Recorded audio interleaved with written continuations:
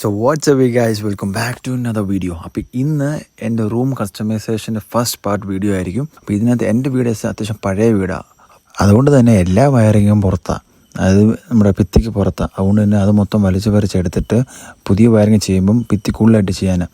അപ്പോൾ എന്തായാലും ഒരു പടുതയൊക്കെ വിരിച്ചിട്ടുണ്ട്, ചേട്ടന്മാർ വന്ന് പണി തുടങ്ങിയിട്ടുണ്ട്. ആയതിന് നമ്മൾ വയറിങ് മൊത്തം വലിച്ചു പറിച്ച് പുള്ളി എടുക്കുന്നുണ്ട്.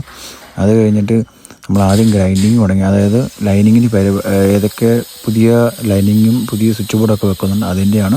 എൻ്റെ വീട് പഴയൊരു വീടാണ് തന്നെ, എല്ലാം ചൂട് കട്ടയം വെച്ചാണ് ഉണ്ടാക്കിയിരിക്കുന്നത്. അപ്പോൾ ഈ വീഡിയോക്കകത്ത് കാണുന്നത് പോലെ നല്ല പൊടിയായിരുന്നു, നല്ല പൊടിയായിരുന്നു. ആ പുള്ളിയെ കാണാൻ പോലും പറ്റുകയില്ല, ആ ചേട്ടനെ സമ്മതിക്കണം, അതുമാതിരി പൊടിയായിരുന്നു.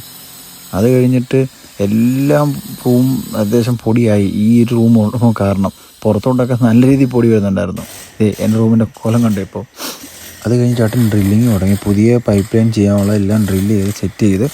അത് കഴിയുമ്പോഴത്തേനും എൻ്റെ റൂമിൻ്റെ കോലം ഇതുപോലെ ആയിട്ടുണ്ട്, മൊത്തം ഇടിച്ച് പൊളിച്ച് നല്ല ഭംഗിയായി വെച്ചിട്ടുണ്ട്.